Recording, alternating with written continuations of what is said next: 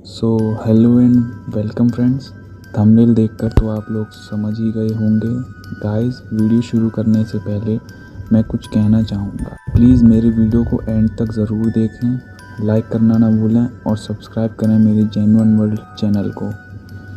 ये मेरी पहली वीडियो है गाइस। इससे बनाने में मुझे बहुत ज़्यादा मेहनत लगी है। काफ़ी रिसर्च करने पे, काफ़ी ज़्यादा देखने पर मुझे बहुत ज़्यादा करना पड़ा। ये बहुत टाइम लग गया इसे बनाने में। तो प्लीज़ गाइस मुझे सपोर्ट करना।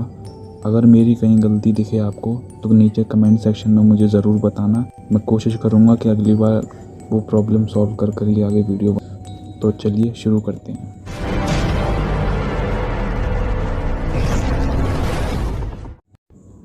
तो आज हम बात करने जा रहे हैं एनाबेल डॉल के बारे में।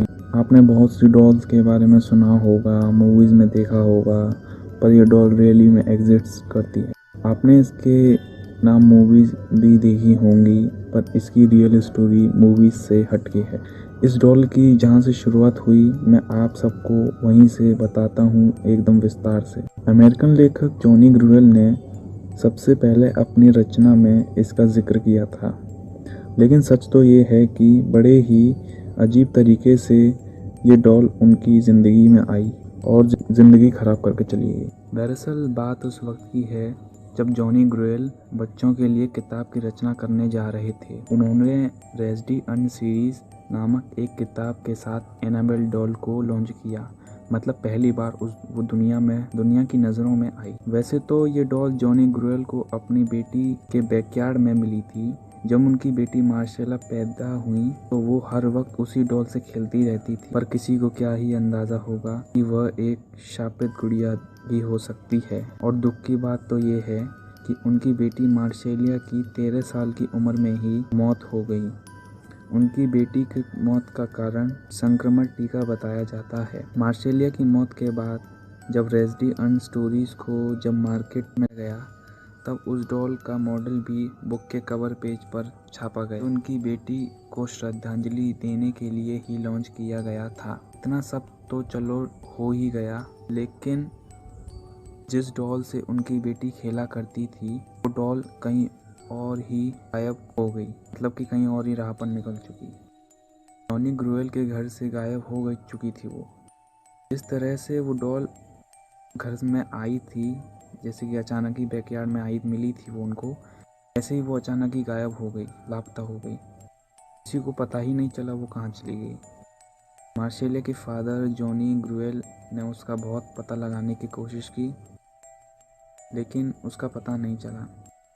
एक दिन वो डॉल एक एंटिक शॉप में मिली। कहानी का दूसरा फेस आ गया, जो आपने भी शायद सुना ही होगा।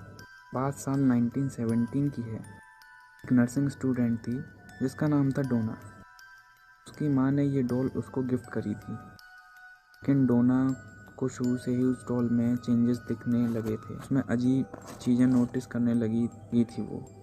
जब डोना कहीं बाहर से अपने घर पर लौट कर आती थी तो वो देखती थी कि वो डॉल छोड़ के रख कर जाती थी, वहाँ नहीं मिलती थी, कहीं और ही मिलती थी।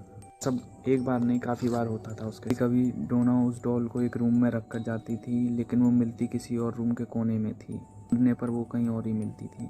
दिन डोना ने कमरे में लौटने के बाद देखा तो डॉल हाथ और पीठ पर खून के धब्बे लगे हुए थे। खौफनाक सीन को देखकर कांप गई और उसे समझ गया कि उसके साथ बुरा हो रहा है। के बाद डोना ने फोरेंसिक पैरानॉर्मल एक्टिविटी एक्सपर्ट्स और लोरेन को बुलाया। उन्होंने इन्वेस्टिगेशन करी और उन्हें पता चला कि वह डॉल एक डॉल है। तो डोना ये बात सुनकर डर गई और उसने डॉल को वहाँ से ले जाने को कहा। डॉल लोरेन उस गुड़िया को अपने साथ कार में क्यूल्ट म्यूजियम में ले जाने लगे, लेकिन कार में जाते वक्त भी डॉल ने अजीब हरकतें शुरू करी। उस डॉल ने अपनी पूरी ताकत से रोकने की कोशिश करी। वो डॉल बार बार कार की स्टीयरिंग ऐसा माना जाता है कि घुमाने की कोशिश कर रही थी, जैसे कि वो उन्हें कहीं और ही ले जाना चाह रही हो। लेकिन कैसे भी गुड़िया पर झाड़ फूक करके मंत्र मार के वो म्यूजियम तक पहुंची गई। एड और लोरेन म्यूजियम में मंत्र मार के एक कांच के बॉक्स में बंद करवाया।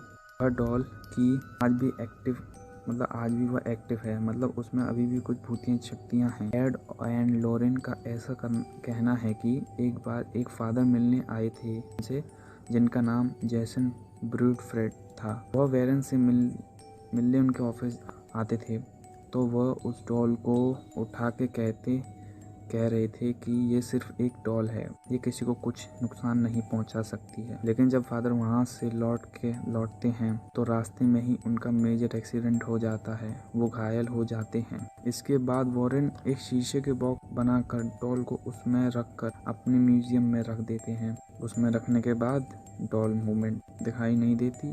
फिर यही नहीं, एक और इंसिडेंट होता है ऐसा ही। एक बार एक कपल म्यूजियम देखने आते हैं।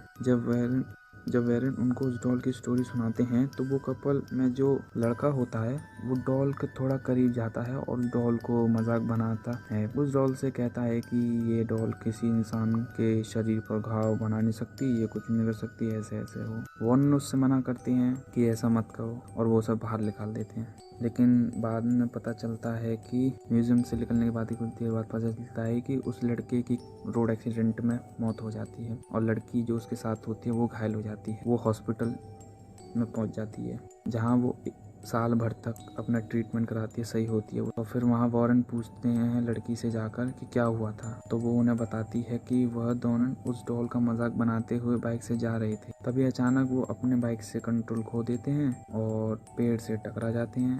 तब वॉरेन ने उस लड़की से एक बात कही, जो आप भी हमेशा ध्यान रखें कि आपको शैतान को चैलेंज नहीं करना चाहिए, क्योंकि कोई भी इंसान उनसे ज़्यादा पावरफुल नहीं हो सकता। उनके पास ब्लैक मैजिक होते हैं, हम उनसे नहीं जीत सकते चाहे कितना भी चैलेंज कर लें। तो गाइज़ यही मेरा बताना था।